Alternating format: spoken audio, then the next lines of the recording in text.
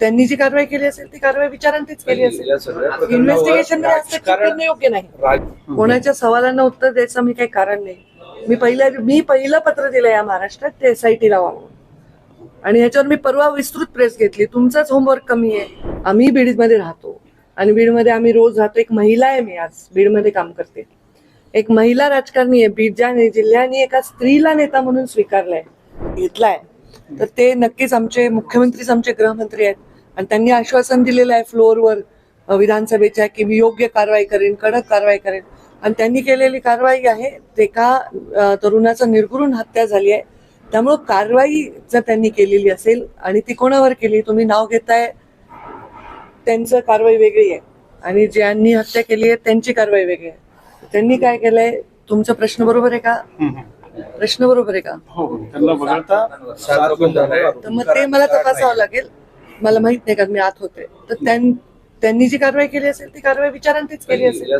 Investigation करणं योग्य नाही. राजकारण केलं जाते असं आता सगळ्याच बाजूने चर्चा. खरं कालच पुण्यामध्ये एका तरुणीची इतकी वाईट हत्या झाली. एका मुलाने, म्हणजे तिच्या मित्राने तिला सगळ्या लोकांसमोर मारलंय. आणि ह्या घटना सगळीकडे घडत आहेत आणि ह्या सगळ्या घटना घडत आहेत, ह्या वाईट आहेत. दुष्ट प्रवृत्ती आणि निर्घृण हत्या ह्या आपण आणि अत्यंत पाशवी अत्याचार आपण बघतोय.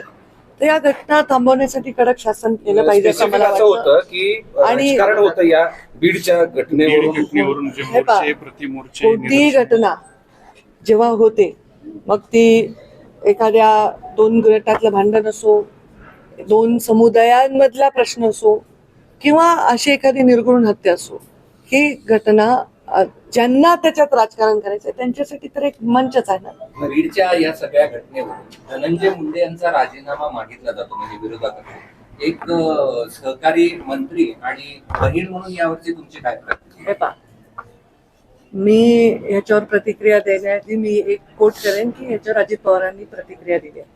ते उपमुख्यमंत्री आहेत आणि राष्ट्रवादीचे ते सर्व आहेत आणि त्यांनी प्रतिक्रिया जी दिली आहे त्या प्रतिक्रियेला काउंटर करण्याचं माझं काही कारण नाही. ते जर म्हणतायत की त्यांना जोपर्यंत शोध लागत नाही तोपर्यंत कारवाई करणं अनुचित आहे, आणि जर अजित पवार म्हणतायत की जर शोध लागला, कोणाचाही संबंध असेल तर त्याला सोडणार नाही, आणि मी काल त्यांचं वाक्य अगदी माझंही असेल तरी मला सोडणार नाही, तर हे त्यांनी म्हटलंय. त्यामुळे ह्या विषयाला रोज काय नवीन बाईट मिळू शकतील तुम्हाला. सुरेश धस जे तुमच्याबद्दल बोलतायत की पंकजाताई तुम्ही गप्प का आहे, तुम्ही बोलत असं ते त्यांचा सवाल आहे. आता मी बोलतेच आहे ना, आता कुठे गप्प आहे? कोणाच्या सवालांना उत्तर द्यायचं मी काही कारण नाही. मी पहिलं पत्र दिलं या महाराष्ट्रात ते SIT लावा म्हणून, आणि ह्याच्यावर मी परवा विस्तृत प्रेस घेतली. तुमचाच होमवर्क कमी आहे. तेच प्रश्न विचारता तुम्ही.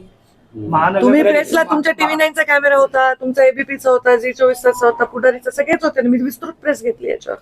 माझ्या बोलण्यामुळे हे राज्य हलणार असतं, तर मग ह्या गोष्टी हे पहिले का नाही बोलले? ज्या अनेक गोष्टी ते आता बोलतायत ते मागच्या 2 वर्षात का नाही बोलले? ह्या सगळ्या प्रकरणामध्ये स्पेसिफिक परळीचं गुन्हेगारीकरण याच्यावर बरीच आता चर्चा होऊ लागली. मग एका वर्षामध्ये 109 मृतदेह आढळून आले वगैरे. तुमची सामाजिक जबाबदारी, मला ते आकडे माहित नाही. पण ही गुन्हेगारी खरंच परळीतच स्पेसिफिक त्याच्याबद्दल तुमचं मत? मला ते नंबर्स माहित नाही.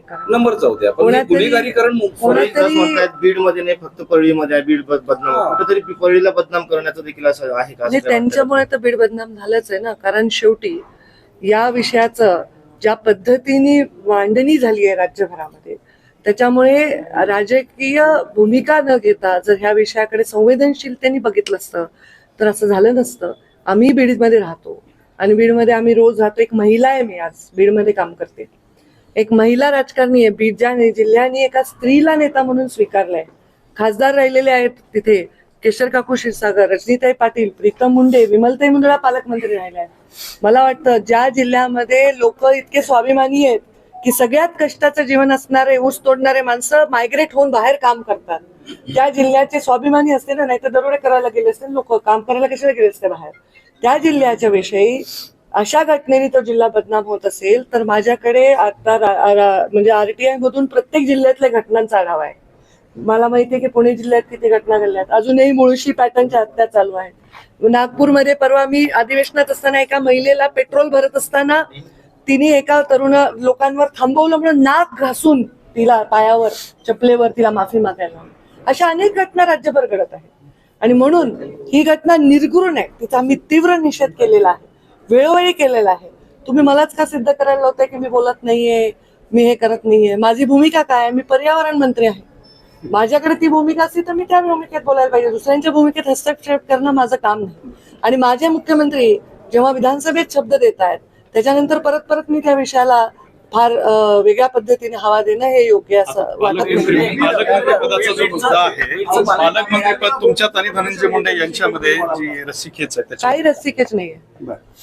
तुम्ही काही बोलू नका हो.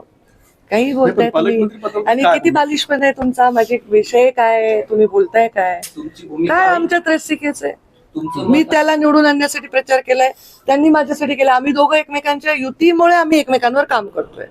रस्सीखेच असायचं काय कारण? मी तर सांगितलं की पालकमंत्री देवेंद्र फडणवीस किंवा अजितदादांनी व्हावं, आमची काय हरकत नाही. एक मुद्दा शेवटी एक म्हणला की ऊसतोड कामगारांच्या संदर्भात उल्लेख केला होता. एक महामंडळ स्थापन केल्यानंतर त्याचं कार्यालय सुद्धा स्वतंत्र अजून नाही, त्याच्या खुर्च्या तर दुसऱ्या विभागाचा विषय मी चर्चा करेन त्याच्याशी. हे प्रश्नांचे उत्तर आतापर्यंत जे सत्तेत होते ते जास्त देऊ शकतील. मी तर आता 10 दिवस झाले सत्तेत.